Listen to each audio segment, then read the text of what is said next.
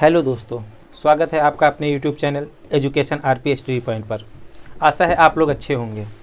आज हम आप लोगों के लिए एग्ज़ाम के पर्पज़ से आप लोगों के सामने विज्ञान के समस्त चैप्टरों को सॉल्व करवाया जाएगा और साथ ही साथ जितना भी इम्पोर्टेंट होगा इसको लेकर के आप लोगों को समझाया जाएगा। आज हम लोग सीखेंगे विज्ञान के पहला चैप्टर जो क्लास 10th का है, रासायनिक समीकरण एवं अभिक्रियाएँ। इसमें हम लोग इम्पॉर्टेंट क्वेश्चन समझेंगे और साथ ही साथ जानेंगे कि कोई भी रिएक्शन कैसी होती है, इनके प्रकार कैसे होते हैं और इनसे संबंधित अन्य जानकारी। तो दोस्तों शुरू करते हैं आपका पहला चैप्टर। इसमें सबसे पहले हम लोग को जानने की ज़रूरत है कि कोई भी अभिक्रिया बनती कैसे है, इसकी शुरुआत कैसे होती है और इनमें किन किन चीज़ों की ज़रूरत पड़ती है। देखिए, हम लोग जानने जा रहे हैं कोई भी अभिक्रिया करने से पहले हम लोग समझते हैं कि उसमें कोई भी, मान के चलो आपके सामने ए बी कोई रासायनिक पदार्थ हैं। इन रासायनिक पदार्थों से मिलकर के कोई नया एक पदार्थ बनेगा सी। तो अब आप लोगों को ये जानने की ज़रूरत है यहाँ पे ए और बी क्या है और इनसे जो सी बना है ये क्या है। इन सभी चीज़ों को जानने के लिए हम लोग अब इस पर निरंतर प्रयास करेंगे और समझने की हम कोशिश करेंगे। देखिए, जो आपके सामने ए और बी दिया गया है ये किसी भी अभिक्रिया में पार्टिसिपेट करने वाले यौगिक होते हैं। तो जो यौगिक किसी भी अभिक्रिया में भाग लेते हैं उन्हें अभिकारक कहा जाता है। तो यहाँ पर ए और बी आपके समक्ष हो गए अभिकारक के रूप में।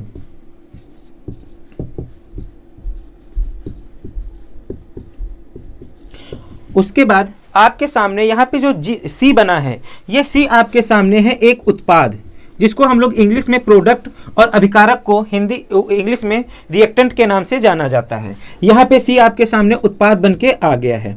अब हम लोग इनकी डिफिनेशन समझेंगे, ये समझेंगे और इसको संपूर्ण रूप से क्या कहा जाता है, इन सभी चीज़ों के बारे में हम लोग जानेंगे। तो दोस्तों सबसे पहले हम लोग सीखने जा रहे हैं अभिकारक को। अभिकारक क्या होता है, ये कैसे काम करता है। देखिए दोस्तों, इस दुनिया में कोई भी चीज़ हो जो रिएक्शन के लिए उपयोगी हो, जैसे मान के चलो मैंने आप लोगों से कह दिया कि कोई भी अभिक्रिया हो रही है, उस अभिक्रिया में कोई भी तत्व पार्टिसिपेट कर सकता है या फिर यौगिक पार्टिसिपेट कर सकता है। तो ये जो तत्व और यौगिक होते हैं जो किसी भी रिएक्शन में पार्टिसिपेट करते हैं वो अभिकारक कहलाते हैं।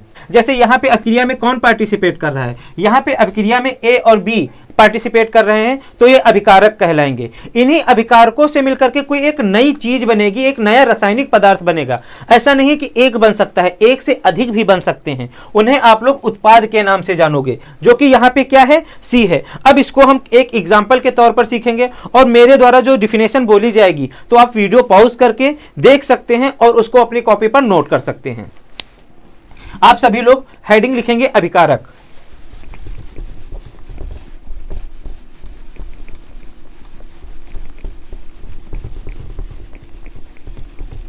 जैसे मैंने आपसे बात की अभिकारक की, तो अभिकारक को इंग्लिश में रिएक्टेंट भी बोलते हैं।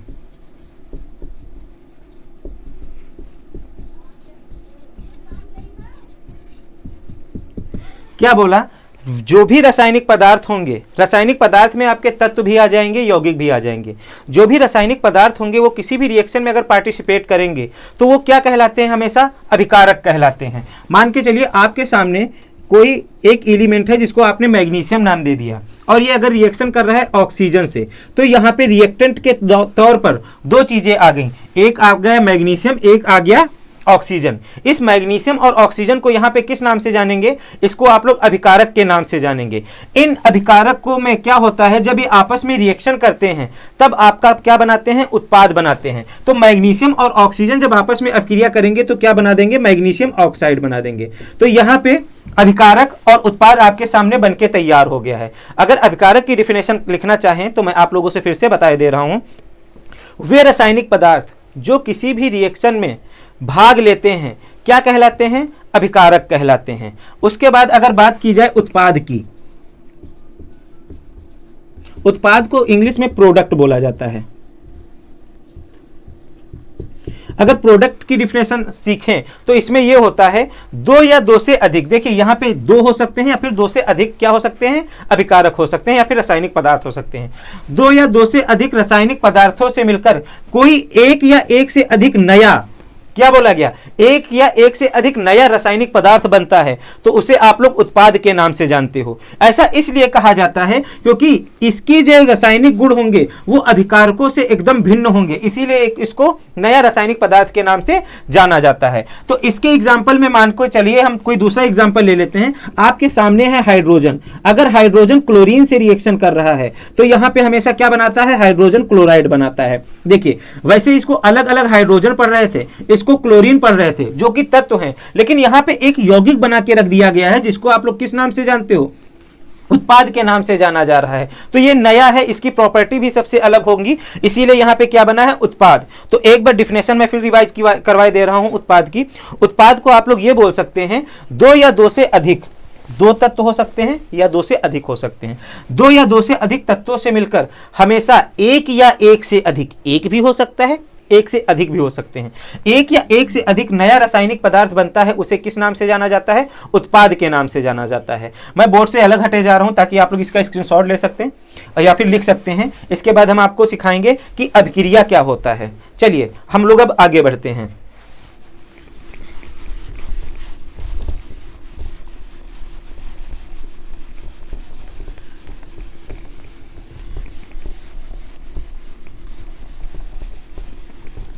अगली हेडिंग जो आपकी रहने वाली है वो रहने वाली है रासायनिक अभिक्रिया।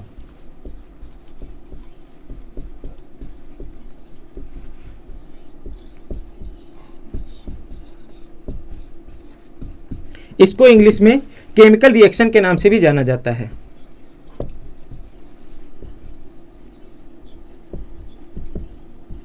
तो केमिकल रिएक्शन किसे कहेंगे या फिर रासायनिक अभिक्रिया किसे कहते हैं?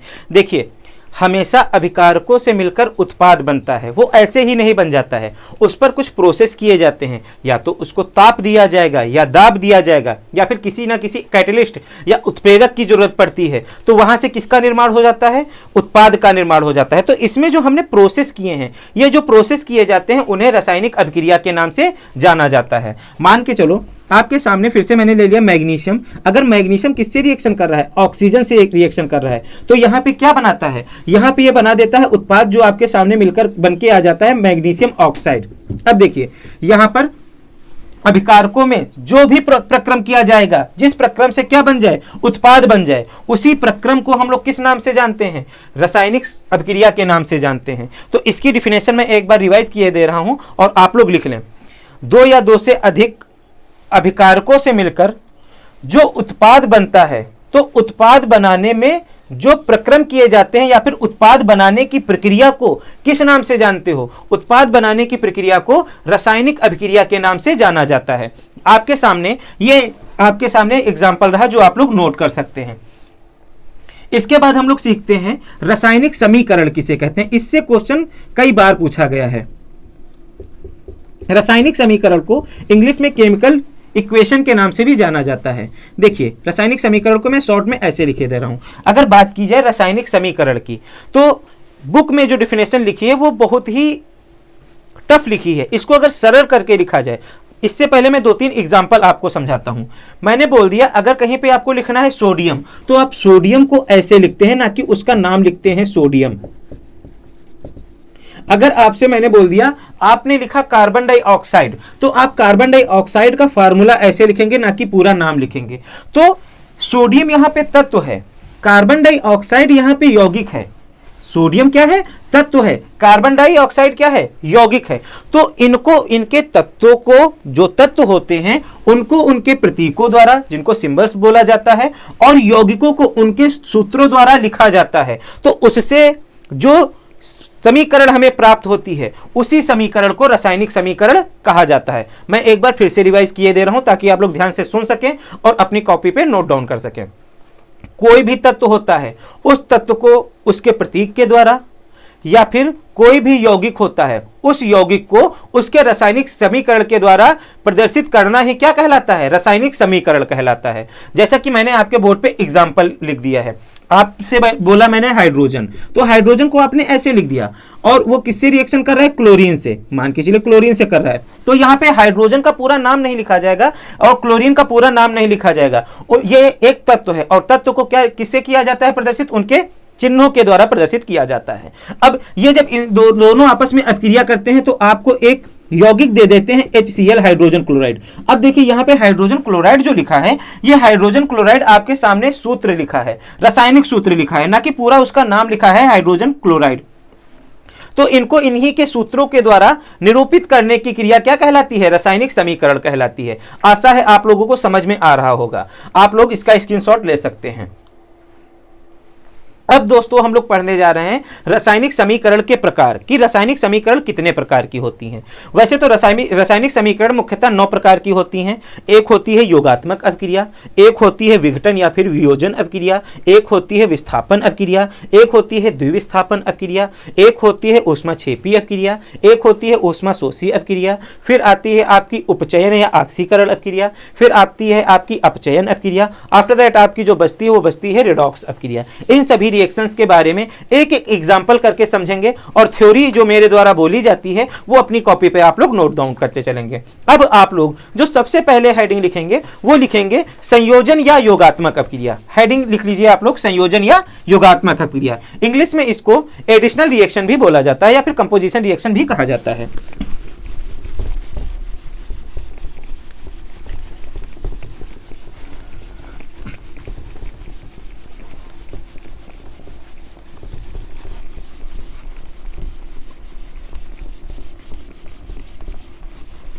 अगर बात की जाए योगात्मक अपक्रिया की,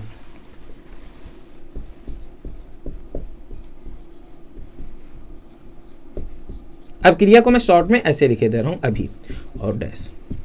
देखिए आपको जैसे कि वर्ड से ही समझ में आ रहा है योगात्मक, इसको संयोजन भी कहा जाता है। योगात्मक का मतलब होता है सभी चीजों का आपस में जुड़ना। 4-5 चीजें हैं अलग अलग, उनको जोड़ करके एक चीज बना देने की क्रिया क्या कहलाती है? योगात्मक अपक्रिया कहलाती है। आपको मैं एक एग्जांपल देकर बताता हूं। मान के चलो आपके घर में खिचड़ी बन रही है, हालांकि कल त्योहार भी है खिचड़ी का। तो क्या होता है, जब खिचड़ी बनाने आप लोग बैठते हो तो चावल, दाल, नमक, तेल, पानी, ये सब अलग अलग चीजों जगह से लाते हैं। इन चीजों को एक में मिला करके तब जो आपके सामने प्रोडक्ट बनता है वो बनता है खिचड़ी। खिचड़ी जो बनी है वो सभी चीजों से मिलकर बनी है, बहुत सारी चीजें आकर के उसमें मिल गई हैं। जो खिचड़ी बनी है वो एक योगात्मक यौगिक हो गया है। जो चीजें आपने ली थी, नमक, चावल, दाल, पानी, ये सब आपके सामने क्या हैं? अभिकारक हैं। जो अभिकारक बहुत से ज्यादा हैं और उनसे मिलकर के उत्पाद क्या बन रहा है? केवल एक बन रहा है। तो इस चीज को आप लोग किस नाम से जानेंगे? रासायनिक अपक्रिया के नाम से जानेंगे। और कौन सी रासायनिक अपक्रिया होगी? ये योगात्मक रासायनिक अपक्रिया होगी। इसके एग्जाम्पल में हम लोग देखते हैं, जैसे कि आपके सामने मैंने दे दिया मैग्नीशियम और ये रिएक्शन कर रहा है ऑक्सीजन से। देखिए यहां पे मैंने आपके सामने कितने अभिकारक रख दिए? 2 अभिकारक रख दिए हैं। ये 2 अभिकारक जब आपस में अपक्रिया करते हैं तब आपके सामने केवल एक ही उत्पाद देते हैं, जो जिस उत्पाद का आपके सामने क्या नाम हो जाता है? Magnesium oxide. अभिकारक कितने हैं? 2। उत्पाद कितना बन रहा है? केवल 1। जब उत्पाद केवल 1 बन रहा है तो ये किसके अंतर्गत आएगा? योगात्मक अपक्रिया के अंतर्गत आएगा। आशा है आप लोगों को समझ में आ रहा होगा। डिफिनेशन एक बार मैं बोले दे रहा हूं। मैंने कहा जब 2 या 2 से अधिक अभिकारक, क्या बोला? जब 2 या 2 से अधिक अभिकारक क्या होते हैं? आपस में अपक्रिया करते हैं और अपक्रिया करके केवल एक ही उत्पाद दे, तो उस अपक्रिया को किस नाम से आप लोग जानोगे? रासायनिक अपक्रिया के नाम से जानोगे। इसके बाद ये पहली रिएक्शन रही टाइप्स में। अब हम लोग दूसरी रिएक्शन समझते हैं कि इसका दूसरा टाइप क्या होता है। हम लोग अपक्रियाओं के प्रकार पढ़ रहे हैं ना, तो उनके प्रकारों को हम लोग 0 से जानेंगे कौन कौन से प्रकार होते हैं। अब जैसे आपके सामने आया नंबर 2 पर वियोजन अपक्रिया। वियोजन अपक्रिया को किस नाम से जानते हो आप लोग? वियोजन अपक्रिया को आप लोग विघटन अपक्रिया के नाम से भी जानते हो। जैसे मैंने आपके सामने लिख दिया वियोजन अपक्रिया।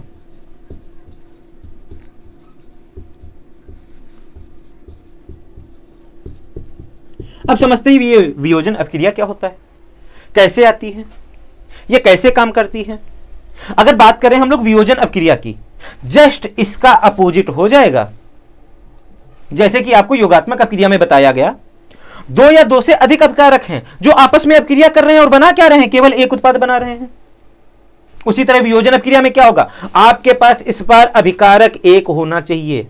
अभिकारक कितना होगा, एक, और उनसे उत्पाद क्या बने, दो या दो से ज्यादा बन जाए। भाई आपके पास अभिकारक एक है, उत्पाद ज्यादा बन रहे हैं, तो इनका विघटन ही तो हो रहा है, वियोजित ही तो हो रहे हैं। इसीलिए इस अभिक्रिया को किस नाम से जाना गया, वियोजन अभिक्रिया के नाम से जाना गया। अब आपके सामने मैं एक एग्जांपल बोर्ड पे लिखने जा रहा हूं। जैसे आपके पास है सोडियम बाइकार्बोनेट। सोडियम बाइकार्बोनेट को आप लोग खाने वाला सोडा या बेकिंग सोडा के नाम से जानते हो, जिसका फार्मूला होता है NaHCO3। इसके आपने 2 मॉलिक्यूल्स ले लिए और आपने इसको हीट कर दिया। देखिए अभिकारक केवल क्या है आपके पास, एक, लेकिन जैसे इसको आप हीट करते हो या फिर उसको गर्म करते हो, ऊष्मा देते हो, तो ये आपके पास उत्पाद जो देगा वो ज्यादा दे देता है। एक नहीं देगा, दो नहीं देगा, हो सकता है 3 दे सकता है, हो सकता है 4 दे सकता है, लेकिन एक नहीं देगा। एक अभिकारक में मिलकर के केवल एक उत्पाद नहीं दे सकता है, हो सकता है उससे ज्यादा दे दे, लेकिन कम नहीं दे सकता है। जैसे आपके सामने मैंने ये एग्जांपल लिखा, अभिकारक एक ही है जिसको सोडियम बाइकार्बोनेट कहते हो, आपने इसको हीट किया तब आपके सामने आ गया सोडियम कार्बोनेट, जिसको धावन सोडा कहते हो। और इसी के साथ क्या आ जाता है, इसी के साथ कार्बन डाइऑक्साइड बन जाता है, और क्या बन जाता है, वाटर। देखिए अभिकारक कितना था, एक, उत्पाद कितने बन गए, 3, तो विघटन ही तो हो रहा है। विघटन में क्या होता है, अभी बताया, एक अभिकारक, उत्पाद क्या बने, ज्यादा बने, वो किसके अंतर्गत आएगा, इसी के अंतर्गत तो आएगा। आपके सामने एग्जांपल है और आपको एक बार इसकी डेफिनेशन फिर से रिवाइज करवा दे रहा हूं, या फिर रिवाइज करवाने की जरूरत नहीं है, आपके सामने एग्जांपल है, आपको कैसे डेफिनेशन लिखनी है। अभिकारक, जब किसी अभिक्रिया में एक अभिकारक से दो या दो से अधिक उत्पाद प्राप्त होते हैं, उस अभिक्रिया को किस नाम से जाना जाता है, वियोजन अभिक्रिया के नाम से जाना जाता है। आशा है आप लोगों को समझ में आ रहा होगा। इसके बाद हम लोग तीसरी रिएक्शन पे चलते हैं। तीसरी रिएक्शन का नाम होता है विस्थापन अभिक्रिया, जिसको डिस्प्लेसमेंट रिएक्शन के नाम से जाना जाता है। इसका एग्जांपल समझते हैं, क्या होता है इस पे बात करते हैं आगे।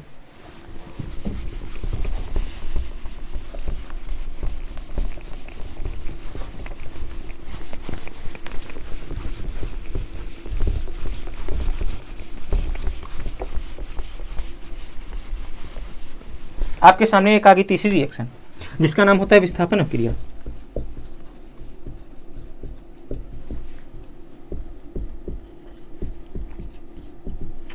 विस्थापन अभिक्रिया समझाने से पहले एक कहानी आपको सुनाना चाहता हूं। मान के चलिए आप 3 दोस्त हैं, एक दोस्त ए है, एक दोस्त बी है, एक दोस्त सी है। इन तीनों दोस्तों में सबसे ताकतवर दोस्त कौन सा है, ए। कौन सबसे ताकतवर है, ए। जब ए ताकतवर है और बी क्या है, सबसे कमजोर है, सॉरी सी को क्या है, सबसे कमजोर है, और बी को मैंने न्यूट्रल मान लिया, बी से कोई लेना देना नहीं है।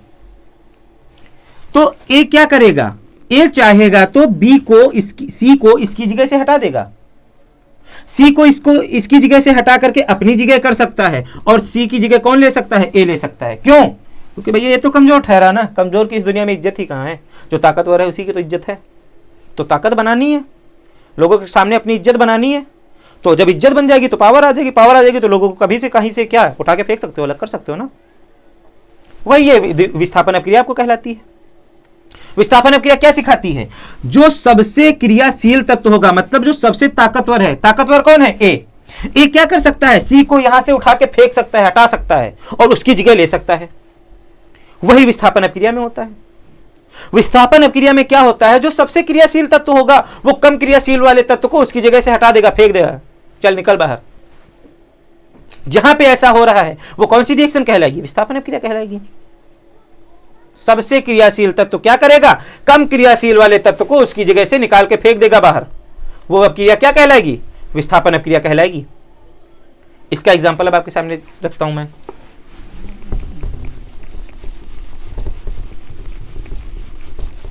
देखिए जैसे कि आपके सामने है कॉपर सल्फेट, और आपके सामने है आयरन। आयरन क्या है?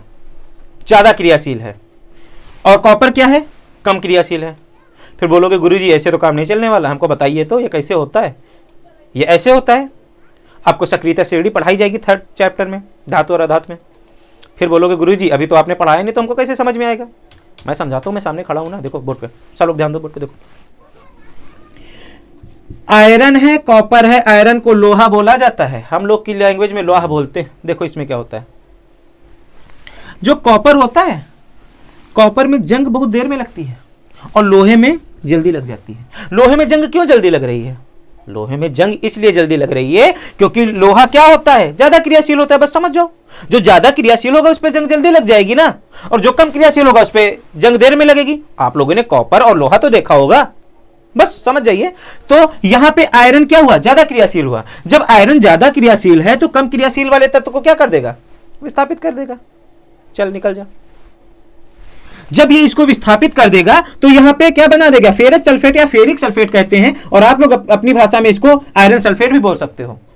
और आपके सामने क्या? कॉपर अलग हो गया। देखिए नाइंसाफी हुई कि नहीं इसके साथ? बेचारी की कोई इज्जत ही नहीं, कम क्रियाशील है।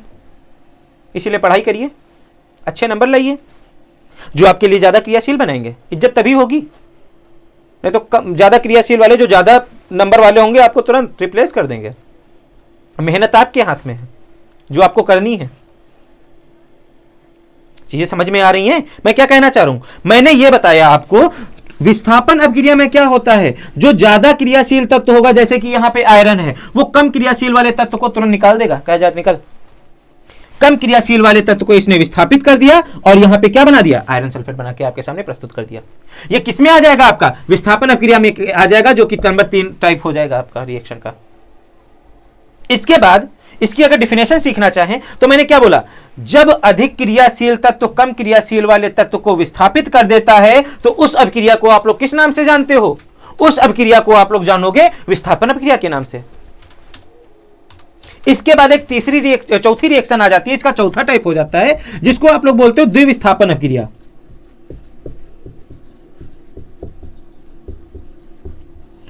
इस द्विविस्थापन अपक्रिया को इंग्लिश में बोलते हैं डबल डिस्प्लेसमेंट रिएक्शन। किस नाम से जाना जाता है? Double displacement reaction. दिमाग में क्वेश्चन घूम रहा होगा कि एक ये जब विस्थापन अपक्रिया थी तो इसमें एक ही तत्व क्रियाशील हो रहा था, जब डबल डिस्प्लेसमेंट रिएक्शन है तो इसमें क्या होगा? जो द्विविस्थापन अपक्रिया तो इसमें क्या होगा? इसमें भैया सोच रहे होगे दो तत्व होंगे जो क्रियाशील होंगे। दो क्रियाशील जब तत्व होंगे वो आपस में लड़ाई कर लेंगे, इसको विस्थापित ही नहीं करने देंगे। तो इसको भी तो हमको सीखना है कि द्विविस्थापन अपक्रिया में क्या होगा। मजा आ रहा है ना पढ़ने में? समझ में आ रहा है ना? अगर आ रहा है तो कमेंट बॉक्स में बता जरूर देंगे, और सीखते चलेंगे, क्योंकि अब से आपको प्रॉपर क्लासेस मिलेंगी। हफ्ते में 5 से 6 क्लासेस हमेशा मिलेंगी, जो आपको बूस्ट कर देंगी, एकदम कॉन्फिडेंट कर देंगी कि एग्जाम कैसे क्रैक करना है। और एग्जाम क्रैक क्या करना है? एग्जाम में झंडे गाड़ के आना है। एकदम अच्छा एग्जाम होगा, बस साथ आप ना छोड़िए, हम तो आपका साथ छोड़ेंगे नहीं। बात की जा रही है द्विविस्थापन अपक्रिया की। द्विविस्थापन अपक्रिया क्या होती है इसको समझो। मान के चलो आपके सामने ये देखो, मेरे सामने एक ये मार्कर है, इस मार्कर की कैप है। इस मार्कर की कैप को आयन समझो। क्या समझो? आयन। तो क्या किया? ये वाला आयन मैंने इस हाथ में दे दिया और ये वाला आयन मैंने इस हाथ में ले लिया, तो क्या हुआ? ट्रांसफॉर्मेशन हो गया ना, आयनों का आदान प्रदान हो गया। तो डबल डिस्प्लेसमेंट रिएक्शन आपको यह कहलाती है जब अभिकारकों के आयनों के बीच उनका क्या हो जाए? आदान प्रदान हो जाए। वो अपक्रिया क्या कहलाती है? डबल डिस्प्लेसमेंट रिएक्शन कहलाती है। क्या कहलाती है? डबल डिस्प्लेसमेंट रिएक्शन कहलाती है, जिसको आप लोग किस नाम से जानते हो? द्विविस्थापन अपक्रिया के नाम से जानते हो। इसका भी एग्जांपल आपके सामने ले रहे हैं हम, उसको भी सीख लेते हैं। जब तक तोड़ेंगे नहीं तब तक छोड़ेंगे नहीं। देखो क्या होता है इसमें, देखो सब लोग देखो। जैसे कि आपके सामने यहां पे मैंने लिख दिया सोडियम नाइट्रेट। क्या रख दिया? Sodium nitrate. अभी बताऊंगा भी कैसे आयनित होते हैं, तब बात करेंगे। ऐसा नहीं ऑपरेशन करके पूरा ऑटोप्सी रिपोर्ट सामने आएगी आप लोगों के।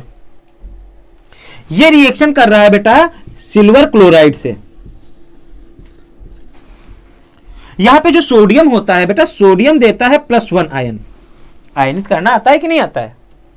नहीं आता है तो मेरी वीडियो पढ़िए, आबो का नियम। चलो कोई बात नहीं, मैं उसकी लिंक जो है आपके डिस्क्रिप्शन में डलवा दूंगा, वहां से देख लेंगे। वहां से आप लोग को अगर वो वीडियो देख लिए तो लगभग आपकी 25% केमिस्ट्री वहां से कंप्लीट हो जाएगी। वहां पे आपको आबो रूल से इलेक्ट्रॉनिक कॉन्फ़िगरेशन सिखाया गया है, और ये भी सिखाया गया ये आयन कैसे आया है, और ये भी सिखाया गया है भैया ये कंपाउंड कैसे बनते हैं। हर एक चीज सिखाई गई है, छूटा कुछ नहीं है पुरानी वीडियोस में।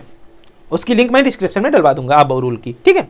हालांकि अब इस पे हम लोग बात करते हैं। देखिए सोडियम +1 आयन में डिकम्पोज होता है, उसके बाद जो नाइट्रेट होता है वो -1 में डिकम्पोज होता है। देखिए आयनित हो गए कि नहीं हो गए। उसके बाद जो आपका सिल्वर होता है, सिल्वर +1 में होता है, और क्लोरीन किस में होता है, -1 में डिकम्पोज होता है। ये +1 में हो गया, ये भी +1 में हो गया, माइनस में, ये माइनस में। क्या बोला, हेरा फेरी होने वाली है। हेरा फेरी का मतलब आयनों का आदान प्रदान। इसके पास प्लस आयन है तो ये माइनस के पास भागेगा। भाई दूसरों की बीवी ज्यादा अच्छी लगती है ना लोगों को। इसको क्लोरीन अच्छा लगा, इसको नाइट्रेट अच्छा लगा, ये दोनों आपस में क्या हो गए, एक्सचेंज हो गए। चीजें समझ में आ रही है ना। तो सोडियम जब क्लोरीन से रिएक्शन करेगा तो सोडियम क्लोराइड बना देगा। चीजें समझ में आ गई। और सिल्वर जब नाइट्रेट से रिएक्शन करेगा तो क्या बना देगा, सिल्वर नाइट्रेट बना देगा। और आपके सामने रिएक्शन पूरी क्या हुई, बंटाधार। इसका आयन उसके पास चला गया और इसका आयन इसके पास आ गया, तो क्या हो गया, आयनों का आदान प्रदान हो गया। रिएक्शन आ गई आपके सामने बोर्ड पर। सिल्वर नाइट्रेट था, सॉरी हाँ, सोडियम नाइट्रेट था, सोडियम क्लोराइड में कन्वर्ट हो गया। सिल्वर क्लोराइड था, सिल्वर नाइट्रेट में कन्वर्ट हो गया। किसके कारण, आयनों के कारण। तो इस रिएक्शन में क्या बोला जाएगा, वे अभिक्रियाएं जिनमें आयनों का आदान प्रदान होता है, कौन सी अभिक्रिया कहलाती है, बोलो बोलो, द्विविस्थापन अभिक्रिया कहलाती है। क्या कहलाती है, द्विविस्थापन अभिक्रिया कहलाती है। आपके सामने एग्जांपल है और आप लोग नोट भी कर सकते हैं, चाहे तो कर लीजिए। हो गया ना नोट, ठीक। आगे बढ़ते हैं। इसके बाद इसका एक 5वां टाइप आ जाता है जिसको आप लोग बोलते हो ऊष्माक्षेपी अभिक्रिया। क्या बोलते हो, ऊष्माक्षेपी अभिक्रिया। इसको भी समझते हैं क्या होता है, क्या है ये, क्यों है ये, क्या खबर, हाँ मगर जो भी है पढ़ते हैं, अच्छा लगेगा तो बढ़िया है, और अच्छा लगना चाहिए भाई, पेपर है आपके।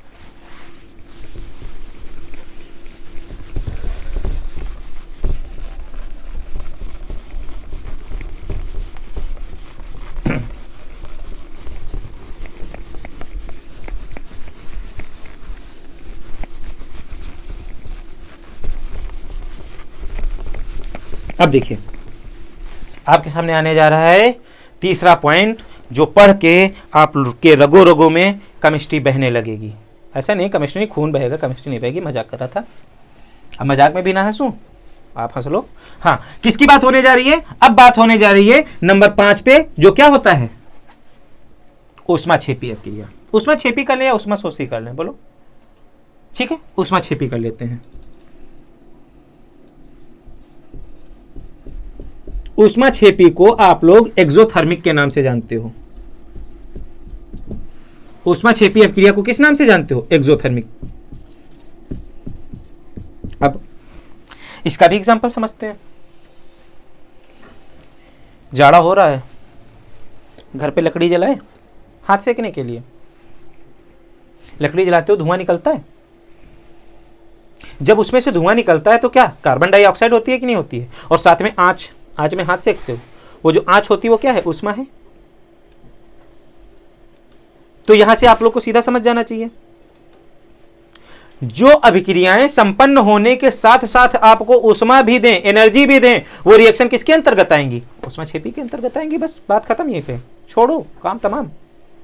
चलिए एक दूसरा भी एग्जांपल ले लेते हैं। चूना देखो, चूना मार्केट से लेके आते हैं पत्थर वाला, उसको पानी में डालते हो, उसका लिक्विड जो होता है बॉयल होने लगता है, सॉल्यूशन पूरा। क्यों, क्योंकि उसमें से एनर्जी निकलने लगती है। जब एनर्जी निकलेगी तभी तो ऊष्माक्षेपी अभिक्रिया कहलाएगी, एंडोथर्मिक रिएक्शन कहलाएगी। सांस लेते हो, सांस छोड़ने के बाद देखो गर्म हवा मुंह से निकली, ये भी ऊष्माक्षेपी अभिक्रिया है। क्वेश्चन पूछा जाता है इस पे कि श्वसन कैसी अभिक्रिया है, ऊष्माक्षेपी अभिक्रिया है।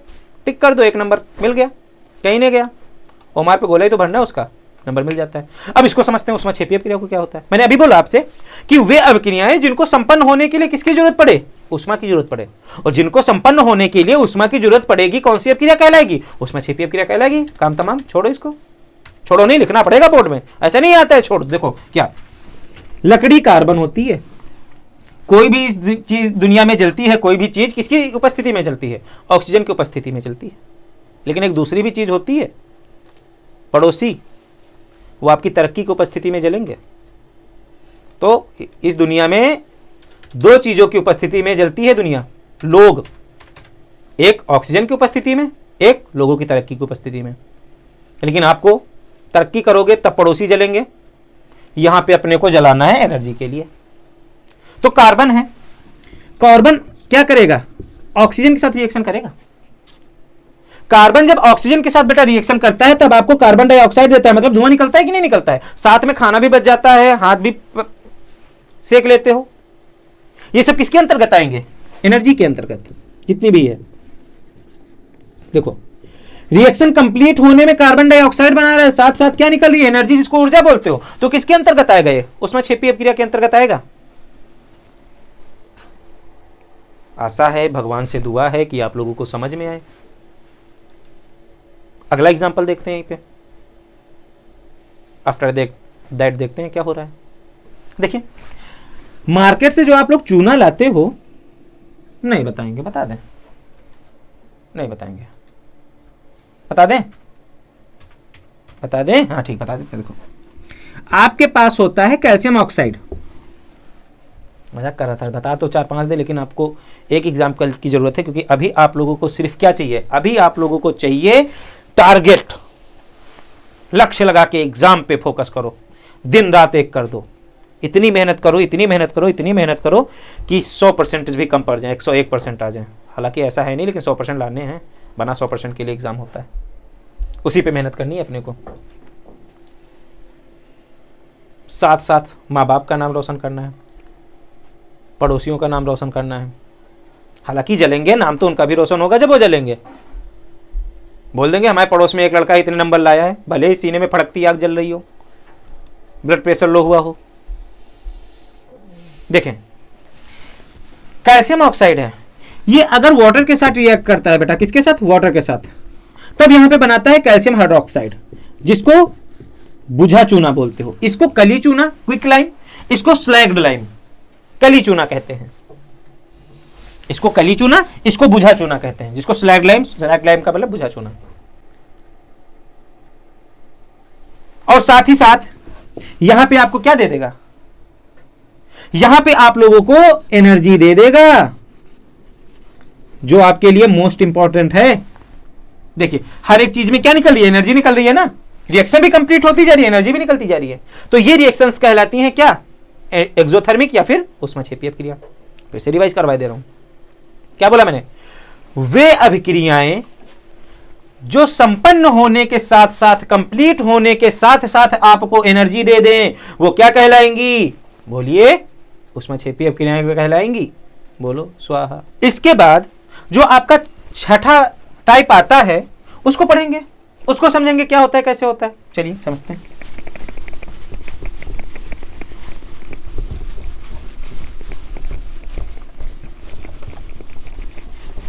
आपका इसमें जो छठा टाइप आ जाता है, वो छठा टाइप होता है ऊष्मा शोषी अपक्रिया। क्या होता है? ऊष्मा शोषी अपक्रिया। दिख रहा है, इंक कम पड़ गई है, ऐसा लग रहा है, गरीब आदमी है हम।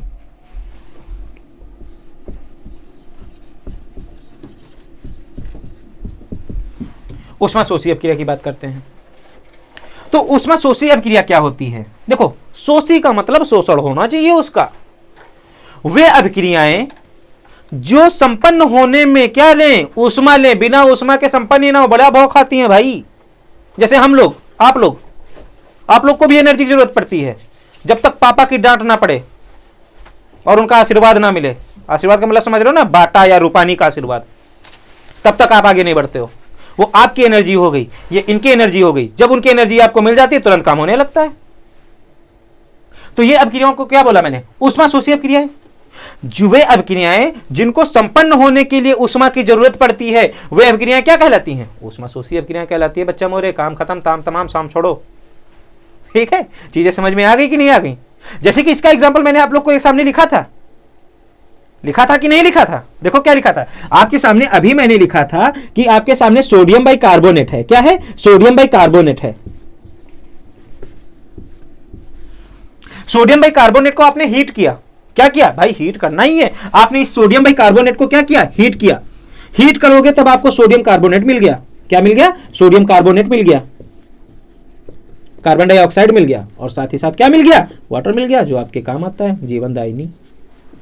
देखो डेल्टा का साइन, जहां पे किसी भी रिएक्शन में डेल्टा का साइन लगा होता है तो इस साइन का मतलब समझते हो क्या होता है? इस साइन का मतलब होता है कि उसको हीट किया जा रहा है, उसको उष्मा दी जा रही है। तो आपके सामने सीधा एग्जांपल आ गया, जब तक हीट नहीं करोगे कार्बन डाइऑक्साइड और सोडियम कार्बोनेट और वाटर नहीं बनेगा। इन चीजों को भी तो हमको समझना है ना, तभी हमको आगे समझ में आ गया आगे क्या करना है क्या नहीं करना है। यहां तक कोई दिक्कत भी नहीं होनी चाहिए मेरी समझ से। और आप लोग इतने समझदार हो कि आपको जो मिल रहा है वो एकदम बेस्ट मिल रहा है। इसके बाद हम आगे एग्जाम्पल पे बढ़ते हैं। आगे एक कदम एग्जाम्पल नोट कर लें आप लोग। इसके बाद हम लोग बात करते हैं एक, इसके कौन सा टाइप था? छठा टाइप था। इसके बाद हम लोग सातवें टाइप की बात करते हैं।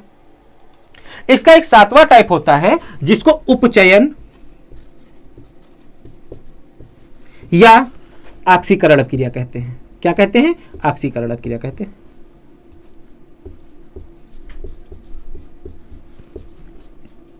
ऑक्सीकरण। बच्चे कंफ्यूज हो जाते हैं, वो उपचयन देखते हैं और उपचयन की जगह पे किसकी डिफिनेशन लिख के आ जाते हैं, किसका एग्जाम्पल लिख के आ जाते हैं? अपचयन का। क्योंकि उनको सिर्फ एक ही नाम पता होता है, क्या? ऑक्सीकरण। और उपचयन में बोलते हैं अरे इसमें मिसप्रिंट होगा, ये बड़ा की मात्रा। एग्जामिनर बेवकूफ थोड़ा ना है जो मिसप्रिंट करके देगा भाई। पूरा यूपी बोर्ड ये पेपर देगा, वो ये गलती करके देगा? नहीं, ये गलती करके नहीं देगा। तो आपको ये भी समझना है उपचयन क्या होता है। उपचयन ऑक्सीकरण ही है, दोनों सेम भाई हैं, जुड़वा भाई। अब इसमें क्या प्रोसेस होता है ये समझते हैं। इसमें 3 कंडीशन होती हैं। उन 3 कंडीशन को लिखने के लिए मैं ऊपर का रफ कर दूं ताकि आपका नीचे एक एग्जांपल भी आ जाए और कंडीशन भी आ जाए। अब देखिए इसके एग्जांपल में अगर बात की जाए ऑक्सीकरण, ऑक्सीकरण का मतलब होता है कहीं ना कहीं करण हो रहा होगा ऑक्सीजन का, ऑक्सीजन जुड़ रहा होगा, संयोग हो रहा होगा। तो ऐसी रिएक्शन में बेटा ऑक्सीजन हमेशा जुड़ता है। क्या होगा? ऑक्सीजन जुड़ेगा। इलेक्ट्रॉन क्या होगा? इलेक्ट्रॉन निकलेगा। प्लस माइनस का मतलब समझे, प्लस का मतलब जुड़ने वाला और माइनस का मतलब निकलने वाला। और साथ ही साथ इसमें हाइड्रोजन भी निकलेगा। अगर ये तीनों कंडीशन में से कोई भी कंडीशन रिएक्शन फॉलो कर रही है तो वो रिएक्शन क्या है आपकी? वो रिएक्शन है आपकी क्या? ऑक्सीकरण या उपचयन अपक्रिया। ठीक है, तो इसकी डिफिनेशन को ऐसे लिखना है, वे अपक्रियाएं जिनमें इलेक्ट्रॉन और हाइड्रोजन का ह्रास हो या फिर निकलना लिख सकते हो, जिसमें इलेक्ट्रॉन और हाइड्रोजन निकले और ऑक्सीजन जुड़े, वह अपक्रिया क्या कहलाएगी? ऑक्सीकरण अपक्रिया कहलाएगी भाई मोरे। समझ में आ जाना चाहिए आप लोगों को। यह चीज लिख लो, डिफिनेशन लिखने। मैं तो कहता हूं जितना ज्यादा आप लोग समझ पाओ लिखने की जरूरत ही नहीं है। आपके सामने एग्जाम्पल है, धड़ाक से लिख के फेंक दो, बोल दो हो गया काम तमाम। क्या बोला मैंने आपसे? शॉर्ट में नोट्स बनाओ। शॉर्ट में मैंने ये लिख दिया, कम से कम याद तो रहेगा कि सर ने लिखवाया था वे अपक्रियाएं जिनमें प्लस का मतलब ऑक्सीजन जुड़ता था, माइनस का मतलब हटता था। तो वे अपक्रियाएं जिनमें ऑक्सीजन जुड़े, इलेक्ट्रॉन और हाइड्रोजन निकले, क्या कहलाएगा? ऑक्सीकरण अपक्रिया कहलाएगा। आपके सामने मैं एग्जांपल लिखे दे रहा हूं। एग्जांपल में मैंने जैसे क्या लिख दिया? मैग्नीशियम, और लिख दिया ऑक्सीजन। बेटे मैग्नीशियम और ऑक्सीजन जब आपस में अपक्रिया करते हैं तो मैग्नीशियम ऑक्साइड बनाते हैं। बोलोगे हाँ समझ तो आ गया, देखो समझ में आ गया कि ऑक्सीजन जुड़ रहा है, ऑक्सीजन जुड़ रहा है। इसमें से एक कंडीशन फॉलो कर रहा है कि नहीं? अरे बेटा दूसरी कंडीशन भी फॉलो कर रहा है। दूसरी कंडीशन क्या है? इलेक्ट्रॉन निकलना। अब इलेक्ट्रॉन कैसे निकल रहा है? कोई भी बेटा अपक्रिया होती है तो उस अपक्रिया में जो यौगिक तत्व या यौगिक होते हैं, जब तक वो आयनित नहीं होते हैं तब तक वो पार्टिसिपेट ही नहीं कर सकते रिएक्शन में। तो यहां पे मैग्नीशियम है, जब मैग्नीशियम अपने पास +2 आयन रखेगा तभी रिएक्शन में पार्टिसिपेट कर पाएगा। और आप लोगों को पता होना चाहिए +2 आयन कब आता है? +2 आयन तभी आता है जब वो इलेक्ट्रॉन त्यागता है। देखो ये वाली कंडीशन और ये वाली कंडीशन फॉलो कर रहा है कि नहीं फॉलो कर रहा है? जब ये दोनों कंडीशन ये फॉलो कर रहा है तो ये किसके अंतर्गत आएगा? ऑक्सीकरण क्रिया के अंतर्गत आएगा। ऑक्सीडेशन रिएक्शन होती है। फिर से समझा दे रहा हूं डिफिनेशन कैसे लिखनी है। वे अभिक्रियाएं जिनमें इलेक्ट्रॉन और हाइड्रोजन का ह्रास हो या निकले और ऑक्सीजन जुड़े, वे अभिक्रियाएं क्या कहलाती हैं? ऑक्सीकरण अभिक्रियाएं कहलाती हैं। That's all. काम तमाम, छोड़ो, टाटा बाय बाय। आप एग्जांपल नोट कर लीजिए। आपका ये क्या 7 टाइप हो गया। अब इसके बाद सेकंड लास्ट रिएक्शन रहेगी। हाँ, मतलब ये इस टाइप में सेकंड लास्ट रहेगी। इसके बाद तो चैप्टर तो आज आपको पूरा कंप्लीट करवा के देखेंगे। पूरा कंप्लीट कोर्स आपको ना मिले तो बताना, एग्जाम तक कहीं नहीं मिलेगा इतने कम समय में। हम आपको कंप्लीट करके देंगे। अब अगला हेडिंग जो है आपका वो रहेगा, वो आपके सामने आएगा अपचयन अभिक्रिया।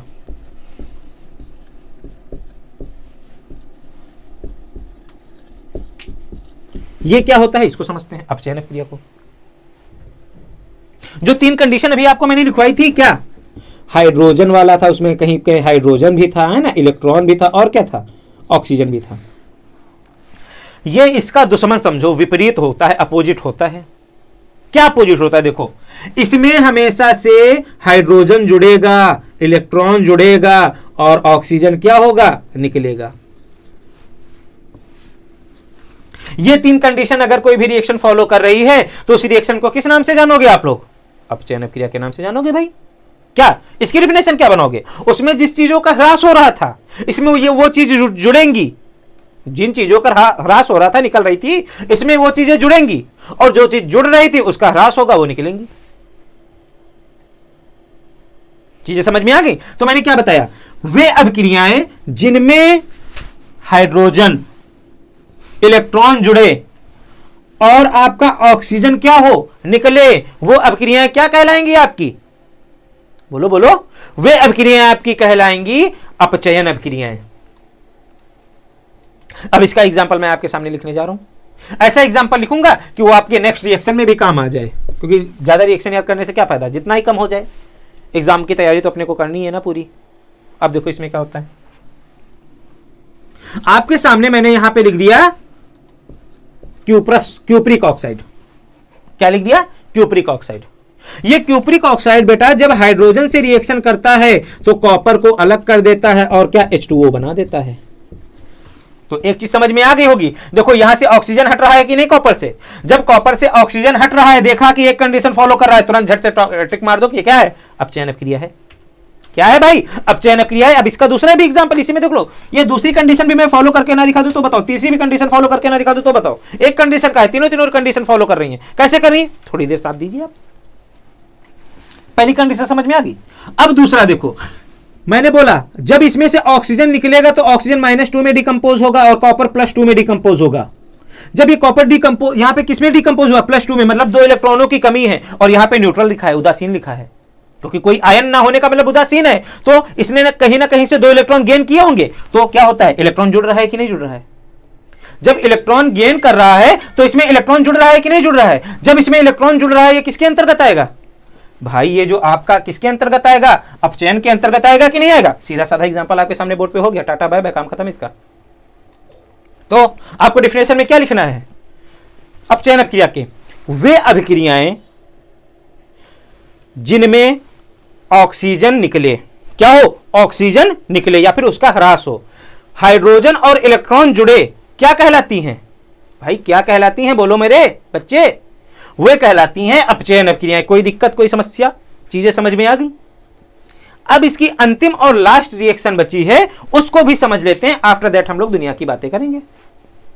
समझते हैं उसको।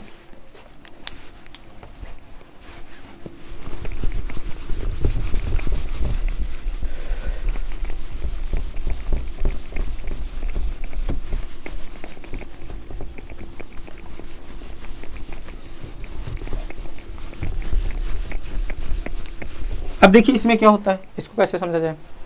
देखिए इसमें होता यह है, इसको बोलते हो रेडॉक्स अभिक्रिया।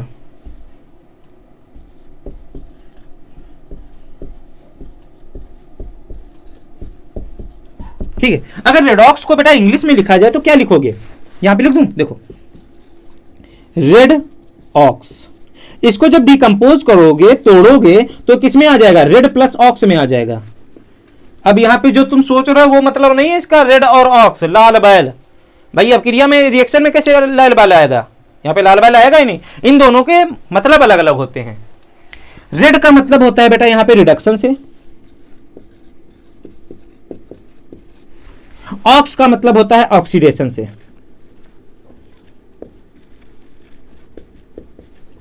इससे मिलकर बना है रेडॉक्स। मतलब ऐसी अभिक्रियाएं जिनमें ऑक्सीकरण और अपचयन दोनों साथ साथ हों, किसके अंतर्गत आएंगी वो रिएक्शन? रेडॉक्स अभिक्रिया के अंतर्गत आएंगी। आई थिंक चीजें समझ में आ गई होंगी। तो क्या बोला? जिनमें ऑक्सीकरण व अपचयन दोनों साथ साथ होता है, क्या कहलाती हैं? रेडॉक्स अभिक्रिया कहलाती हैं। That's all. एग्जाम्पल मैं बता दूंगा, थ्योरी लिख लो। फिर से क्या बोला मैंने? वे अभिक्रियाएं जिनमें ऑक्सीकरण और अपचयन दोनों साथ साथ होता है, क्या कहलाती हैं? रेडॉक्स अभिक्रिया। ये भी एडिशनल में नोट कर लेना, काम आएगा आपके। देखते हैं क्या होता है। जैसे आपके सामने लिखा है, वही फिर से ले लेंगे क्यूप्रिक ऑक्साइड और ले लेंगे हाइड्रोजन। और अभी यही रिएक्शन मैंने आपके सामने लिखी भी थी। क्या बन के आ गया था बेटा? कॉपर आ गया था और क्या निकल गया था? H2O निकल गया था। अब इसमें किसका ऑक्सीकरण हो रहा है, किसका अपचयन हो रहा है? गुरुजी बता दीजिए, बड़ी अच्छी चीज लगेगी, हम भी समझ जाएंगे, दुनिया भी समझ जाएगी, समझा भी देंगे, आगे चल के हम भी टीचर बन जाएगा। हमारे पेट पे लात मारोगे, ऐसे तो चलेगा नहीं। अब देखो, बन जाना टीचर, अच्छा बनना, हमसे अच्छा बढ़ना, अच्छा करना, ये तो मजाक की बातें हैं। एक कंडीशन अभी मैंने आपको यहां पे सिखा दी थी कि यहां पे कॉपर का क्या हो रहा है? अपचयन, क्योंकि ऑक्सीजन भी हट रहा है, अभी आयनित भी हो रहा था। तो क्या हो रहा है? यहां पे आयनित नहीं है, मतलब 2 इलेक्ट्रॉन गेन कर लिए हैं, तो यहां पे इसका क्या हो रहा है? अपचयन हो रहा है। हाइड्रोजन है, हाइड्रोजन के साथ ऑक्सीजन जुड़ रहा है। जब हाइड्रोजन के साथ ऑक्सीजन जुड़ रहा है तो यहां पे इसका क्या हो रहा है? ऑक्सीकरण हो रहा है। बोलो जय श्री राम। चीजें समझ में आ गई कि नहीं आ गई? ये हो गया ऑक्सीकरण और अपचयन। यहां तक कि कोई दिक्कत नहीं होनी चाहिए आप लोगों को। ये थी लिस्ट। अभी 2 टॉपिक और बचे हैं, जाना कहीं नहीं है। भूख लगी है तो थोड़ी देर रोक लो, क्योंकि अपने को पूरा टॉपिक क्लियर करके जाना है। इसके बाद जो लास्ट टॉपिक बचा है, सेकंड लास्ट, ये रिएक्शन थी, जो इनके टाइप्स थे उनको पढ़ा है। अब सेकंड लास्ट टॉपिक, अरे मैं पढ़ा रहा हूं, पढ़ लो, पेपर है आप लोगों का, टेंशन मुझे है। अब देखो, नोट हो गया? ये हो गया ना? रफ कर देते हैं, ठीक।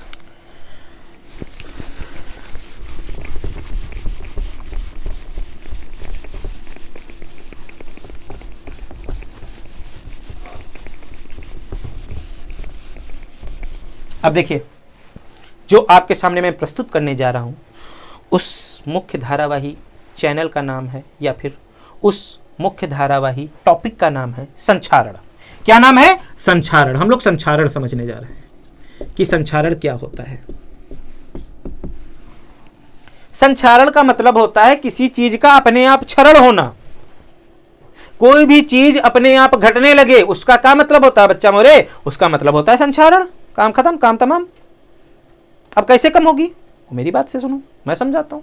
मेरा जिम्मेदारी है, किसी की जिम्मेदारी, मेरा जिम्मेदारी है, मैं समझाता हूं। देखो, जस्ट सपोज आपके सामने कोई एक ये लोहे का टुकड़ा है। क्या है? लोहे का टुकड़ा है। इस लोहे के टुकड़े को आपने कहीं फेंक दिया, खेत में, या कहीं फेंक दिया बाहर, या कहीं छत पर रख दिया, तो क्या होगा? इसके ऊपर जंग लग जाएगी कि नहीं लग जाएगी? है ना? जंग लग जाएगी ना। अब जंग कैसे लगी ये समझो। जहां फेंके होगे वहां पे नमी होगी, या फिर ऑक्सीजन होगी। ऑक्सीजन में ह्यूमिडिटी होती है, जिसको आर्द्रता बोलते हो। इस टाइप से इस पे जंग लगेगी। जंग को साफ करोगे तो क्या होगा? लोहा भी तो साफ हो जाएगा। लोहा कम पड़ जाएगा कि नहीं? तो इसका क्या हुआ? क्षय हुआ कि नहीं हुआ? घटा कि नहीं? लोहा घटा। पहला रीजन समझ में आ गया। दूसरा, आपके पास लोहे का टुकड़ा है, आपने इसके ऊपर एसिड डाल दिया। क्या डाल दिया? एसिड डाल दिया। जैसे ही एसिड डालोगे, इसकी ऊपर की परत कमजोर हो जाएगी कि नहीं कमजोर हो जाएगी? तभी भी इसका क्षरण हो रहा है। या फिर कोई भी ऐसा केमिकल कंपोनेंट हो जिसके कारण इसकी ऊपरी परत क्या हो? कमजोर हो जाए।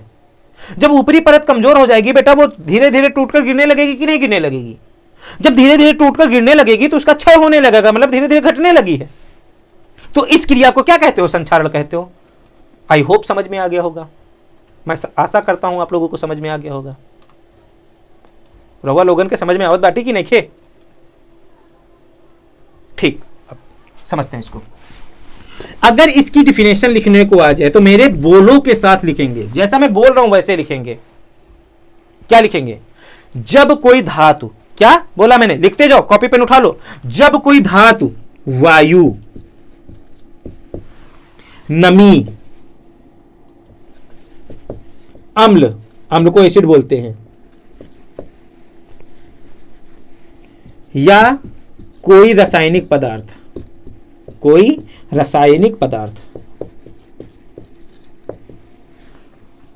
आदि के संपर्क में आए तो उसकी ऊपरी परत क्या हो जाती है बेटा? ऊपरी परत कमजोर हो जाती है।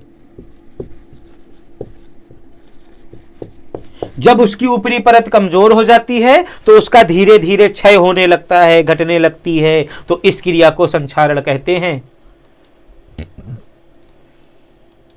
फिर से एक बार बोले दे रहा हूं, मैंने क्या बोला? जब कोई भी धातु वायु, नमी, अम्ल या कोई रासायनिक पदार्थ के संपर्क में आती है तो उसकी ऊपरी परत धीरे धीरे कमजोर हो जाती है, जिससे उसका क्षय होने लगता है। इस क्रिया को किस नाम से जानते हो आप लोग? इस क्रिया को संक्षारण के नाम से जानते हो। एग्जाम्पल अगर लिखने को आ जाए तो क्या लिखोगे? जैसे लोहे पर जंग लगना। लोहे पे जो जंग लगती है उसका फार्मूला यह होता है, देखिए, लोहे पर जंग,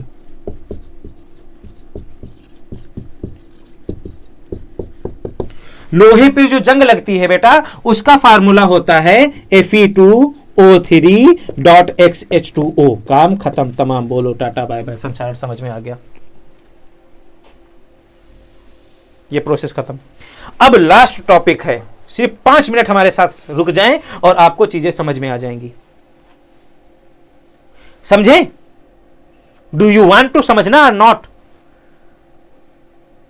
इंग्लिश सिखा देना, हमें आती नहीं है, बहुत कम आती है। संक्षारण को कोरोजन बोलते हैं। लास्ट टॉपिक को हम लोग समझते हैं, देखिए।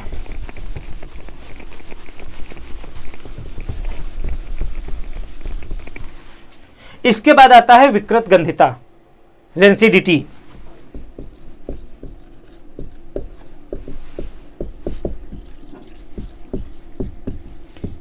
ये क्या आता है इसको समझते हैं। देखिए, विकृत गंधिता किसे कहते हैं इसको समझ लेंगे तो आपको समझ में आ जाएगा। पहले मेरी कहानी सुने, बिना कहानी के कुछ नहीं आने वाला। यहां पे मार्केट में अंकल चिप्स आते हैं, आप खाते हो, और वो सालों साल रखे रहते हैं और उसका टेस्ट नहीं चेंज होता है। अभी होली आएंगी मार्च में, घर पे जो चिप्स बनेंगी तली जाएंगी, 1 हफ्ते रहेंगी, 1 हफ्ते के बाद उसका स्वाद चेंज होने लगता है। अब स्वाद चेंज होने लगा तो ऐसा क्या चीज होती है उसमें उसका स्वाद चेंज नहीं हो रहा? घर पे खानों का स्वाद चेंज हो रहा है, समझो। होता यह है जब भी कोई भी तैलीय खाद्य पदार्थ, क्या तैलीय खाद्य पदार्थ, क्या बोला? कोई भी तैलीय खाद्य पदार्थ होगा, खाने वाली चीज, कोई भी तैलीय खाद्य पदार्थ जब ऑक्सीजन के संपर्क में आती है तो उसका स्वाद चेंज हो जाता है। इस क्रिया को विकृत गंधिता के नाम से जानते हो। आई थिंक समझ में आ गया होगा। क्या बोला?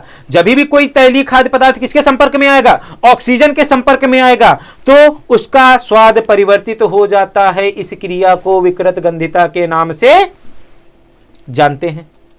अब 2 क्वेश्चन यहां से और सीख लें कि विकृत गंधिता कैसी अपक्रिया है और जो अभी मैंने संक्षारण पढ़ाया था वो कैसी अपक्रिया है।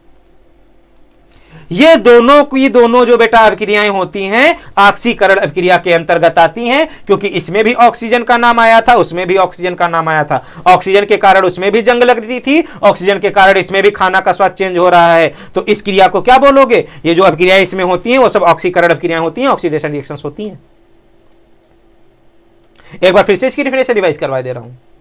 मैंने बोला वे तैलीय खाद्य पदार्थ जो वायु के संपर्क में आने पर अपना स्वाद परिवर्तित कर ले, या फिर वे तैलीय खाद्य पदार्थ जिनका ऑक्सीजन की उपस्थिति में क्या होता है? स्वाद परिवर्तित हो जाता है। वे तो इस क्रिया को किस नाम से जानते हो? विकृत गंधिता। विकृत का मतलब गंध को विकृत कर दे, खराब कर दे, उसी को बोलते हो विकृत गंधिता।